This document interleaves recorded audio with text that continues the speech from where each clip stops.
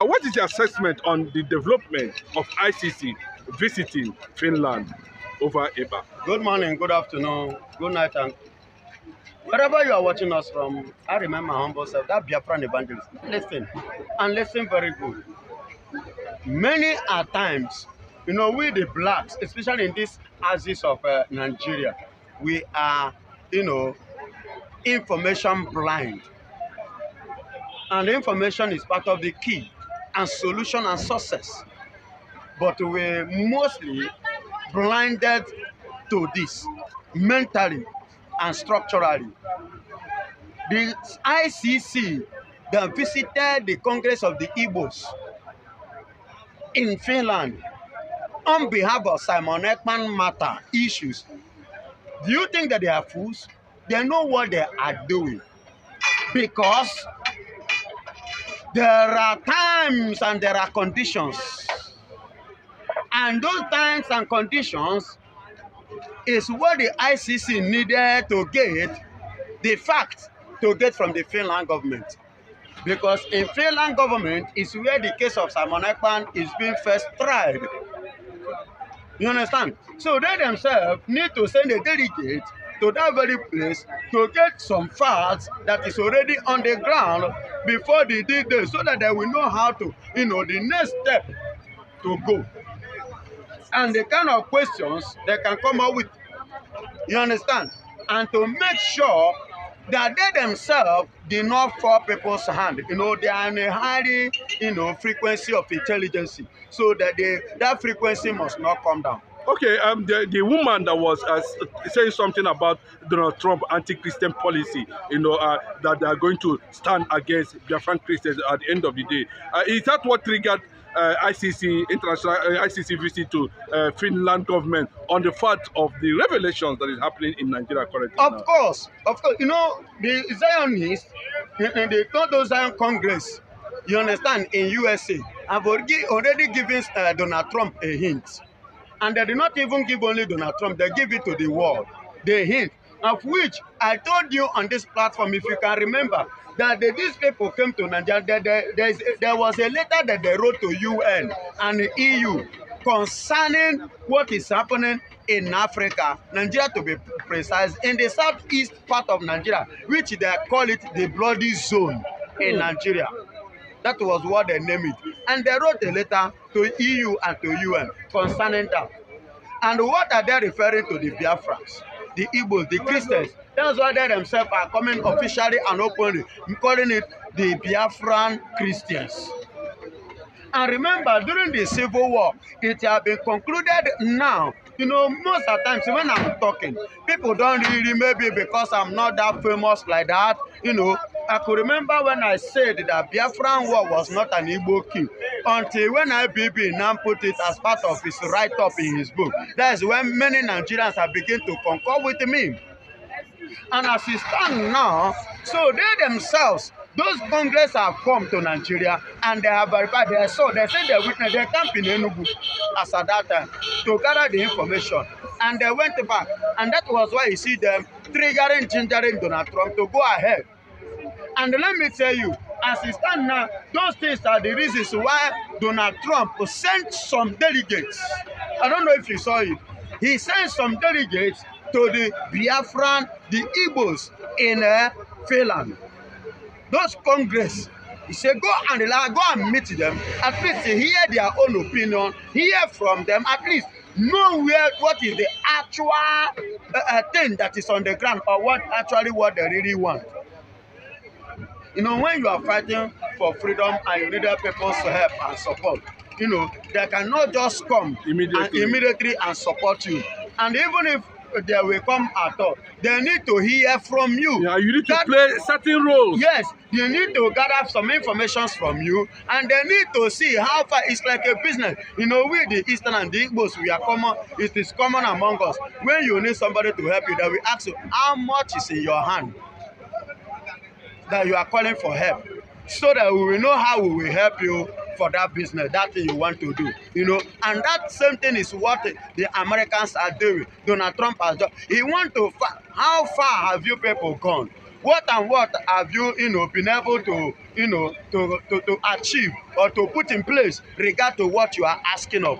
You cannot tell somebody, as I am now, you say, I need gun. Have I trained on how to use that gun? Have I been taught before giving me? You cannot just give me, because if you give it to me, I will misuse it. Okay. We are hearing fake news that has already been jettisoned or thrown to the dustbin by a lot of people on the 15th of next month. Simon Ekpa, according to Nigerian government and their agents, let me put it that way, will be extradited back to Nigeria. From what the new lawyer is saying, how is Nigeria going to survive another illegality against, if it is true? My brother, I've told us time without number that we are living in a country whereby darkness covers everywhere, that we don't see clear. How do I mean? Have Nigeria ever come out or come up with the truth and facts? The information of bringing Simon Ekpa down to Nigeria on the 15th of June is completely blatant lie. All these papers, bloggers, they need to eat. And the only way for them to call attention and to call money from social media and feed their family is to use a name that they know that will draw attention of the people. And when you mention nnamdikanu, mention Simon Ekpa, you are drawing the attention of the global. It doesn't mean that it's like Simon Ekpa is already dealing with Nigeria before they can come up with this propaganda. Of course, Nigeria is already losing it. When last did you see Sidious Musa speak about Simon Ekpa? When last did you hear Nigeria, even government, any government parasitator speaking anything about Simon Ekpa? They just came up with this in order to do what? To form a kind of, relevant, or to appear as if, in order to make some smokes into their own favor. They don't have what it takes to bring Simon Ekpa, because there is no bilateral relationship. Can you now use a citizen? Excuse me, can you sell your child because of cover? It happens before. That was many years ago. That was many centuries ago, not in this very era. And funny enough, do you know that currently now, many families, many women now doesn't even allow their children now to go for a boy. They prefer their children to remain with them, whichever way to survive. So if they can't do that, is it Finland now will now sell out because of how much, or because of the oil? Are you going to see the sellout of their own citizen, their son? Like somebody like Simon Ekpa. But 50 billion US dollars is a lot of money they can give to Finland, and they will just illegally take Simon Ekpa if they but I will learn that they have the Finland government rejected it. I don't know how to. Now listen to me. That 50 billion US dollar, can you use it to compare with the relationship that will not be forgotten from generation to generation? Can you use it to compare? 50 billion, you will spend it, it will finish one day, but relationship remains till eternity. And there is another thing, that 50 billion, as a nation that knows what they are doing, you will make that 50 billion times 20 for many years to come. I told you on this platform one certain time that you cannot use fresh agreement to compare old agreement. Old agreement don't expire. So every country that knows what they are doing must have a new agreement. Look at what is happening in Ukraine today. America, Donald Trump said that they have lost a lot of money, a lot of things in Ukraine. So the Ukrainians should come now. They should have a bilateral agreement, which they have reached agreement on mineral. Do you understand? On their mineral resources, so that they can be able to do what? To recover. Even if they did not recover plenty, they should recover, more. They must not lose out outright. You understand? That is Trump for you, and that is America for you. So even as it is now, if actually that Nigeria have what it takes in this era, when Mr. President is still having a drug case You understand? Which very soon, on the 2nd of May, they will release the case. Then you are telling me that Finland will now bring Simon Ekpa to Nigeria. On what criteria, on what qualification, on what dignity? No, let us be sincere. But let us be wise. Let us wake up. Alexander Stubb can compromise, not based on treaty, but based on multilateral and international. Yes, it can compromise on that area. But why I am standing against that is not going to be possible, is because of the current United States government. Okay, now, why is it that a Yoruba man, a Southerner for that matter, is interested in picking Simon Ekpa, considering the fact that what Simon Ekpa was talking about is happening to everywhere, and it's happening now everywhere. The Fulani are everywhere in Nigeria. Now listen to me. Why he's interested in picking Simon Ekpa? Because he hated Simon Ekpa as an Igbo man. Because what Simon Ekpa did, or nnamdikanu said, many Northerners, many Yorubas have said it, and nothing happened to them. But because there are Igbos, that Igbos is a problem to Nigeria, and that hatred is what is playing against them. At this point now, how would you react to the sources of Dr. Ngozi Orabeze? Ngozi Orabeze say, I'm having my eyes on the PM 24 hours. Nothing will ever happen against him. And Simon Ekpa, very soon, is going to align with the reality on ground and still remain where he is as a Finnish citizen. My brother, don't underestimate a woman. A man can, but when a man can shake, but when a woman make up her mind, you know they think straight. They are one-way traffic. As she said it, that her eyes is on who? Simon Ekpa, PM. Her eyes truly is there. And she have that international relationship. Even, could you believe that that lady was once worked with Donald Trump? Then how then do you think she will be there? The influence will not play. And she's now a citizen of America, which she have, undergo so many things that qualify her to stand today. Do you see her jittering or being afraid that Trump will win election? Or even when Trump was talking about, deporting the Africans, and what, do you see her jittering? No, because she has played her role, she have her stand. So saying that her eyes is on Simon Ekpa, and very soon that Simon Ekpa, yes, don't underestimate her. And you have been making serious appointments. And if you watch, appointing Army Chief of Staff, Biafra Army Chief of Staff, doing several appointments. Many appointments. Because these are the things that are supposed to be part of what we are pursuing. So you have to put them in place. And so that when the helpers will come, it will not take you by surprise at all. So that when they now come, good. They will not see that these people, you are fully prepared. If they ask you, I say, this is the person. Oh yeah, this is how far I have been able to reach. Then the other side, they then help me out. Thank you. Yeah, it's a wonderful edition of Politics on the Street today. Today, it's no news that Dr. Ngozi Orabeze is set to commission the first Biafra Washington Embassy.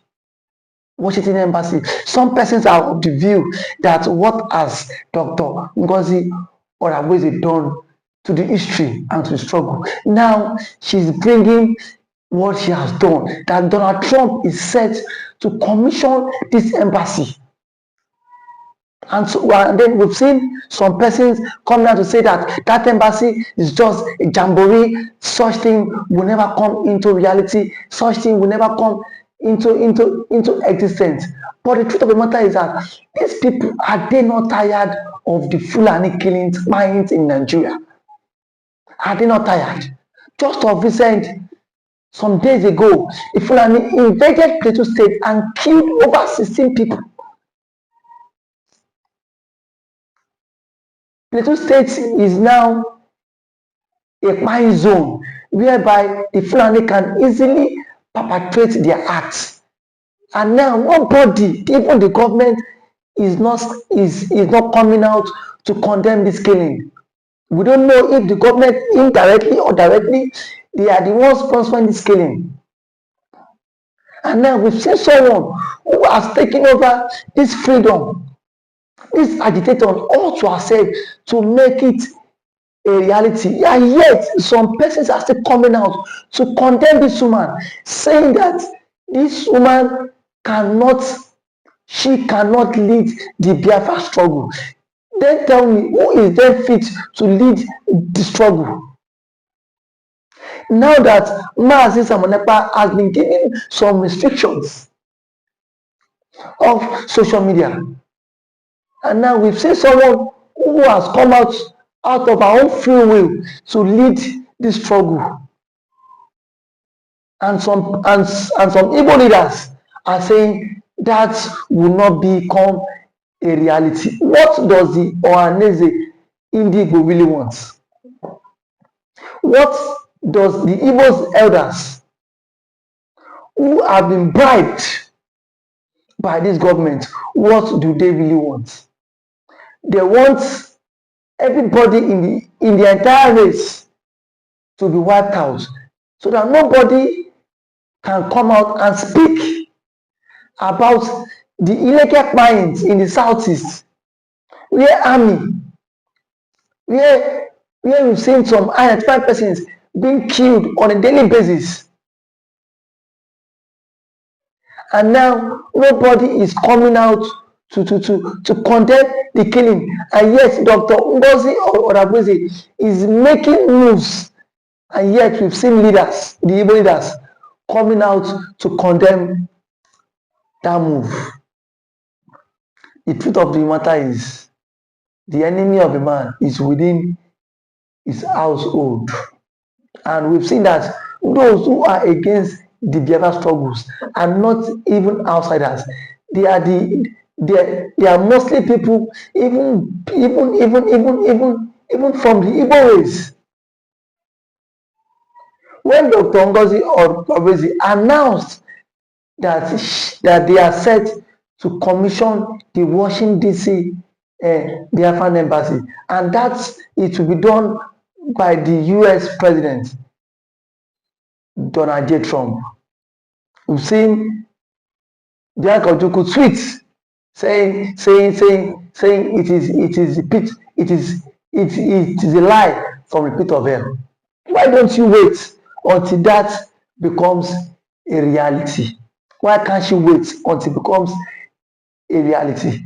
The same people that was being used to kidnap Mazi Nnamdikanu all the way from Kenya, the same people that was being used to orchestrate the illegal arrest of Mazi Simon Ekpa.